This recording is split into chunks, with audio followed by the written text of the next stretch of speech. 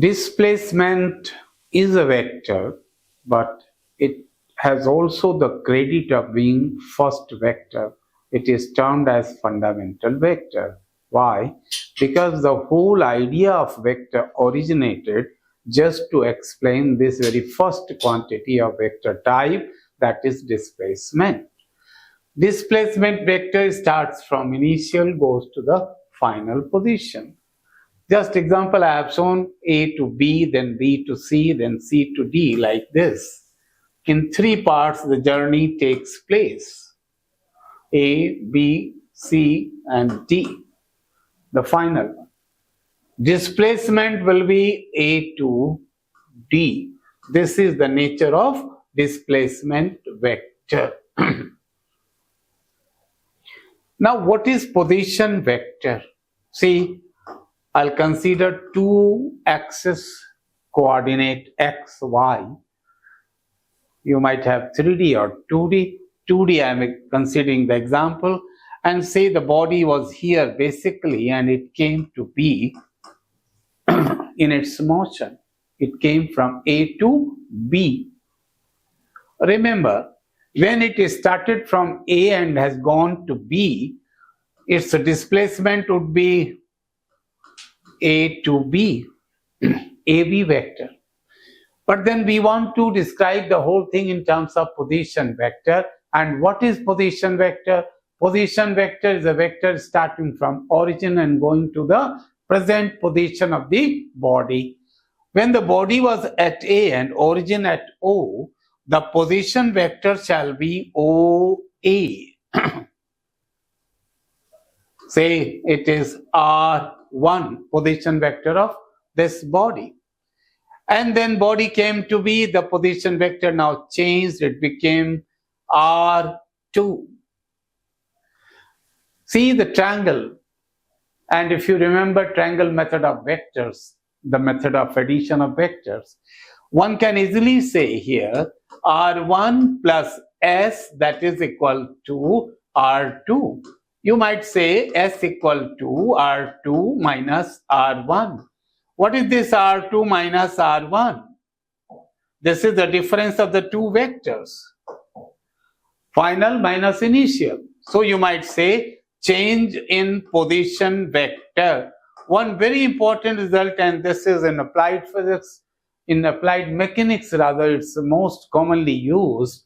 You might remember displacement is equal to the change in position vector. What is displacement vector? It is the change in position vector. Now, vector is always written in either two components or three components. Suppose for one object, you say the position vector was x1i plus y1j. For the other position, it will be x2i plus y2j. And you want to find the difference. In order to find the displacement, this will be x2 minus x1i plus y2 minus y1j. This is the displacement vector. If the two position vectors are given, this is the way how you find the displacement vector. Now, in order to write down its magnitude or the value, you know how to go ahead. Simply square the component, add them together. It's going to give you the magnitude of vector. If it is 3D vector, similarly you'll have one more component, k component here also. One more term will be added here. I have tried to make it clear. You see here, this thing. Then how to proceed with the graph? You must remember, when we try to draw the graph for displacement, velocity or acceleration with time, you see you are never sure regarding S, V or A. It will be given in the information in the question. But regarding T, everybody is confident that time will never decrease. So since it is common, it's not mentioned even that with the increase in time this thing is happening. Everybody knows that's nature. time will always advance, time will always proceed. So what we do in common, we always consider time along x-axis, and along y you have the option of choosing either of these three, S, V or A. One more thing, while drawing the graph, this graph is just impossible. Not only with S, V and A also cannot be over here, because this is depicting that time is constant, time has stopped. That is impossible. Time will always proceed.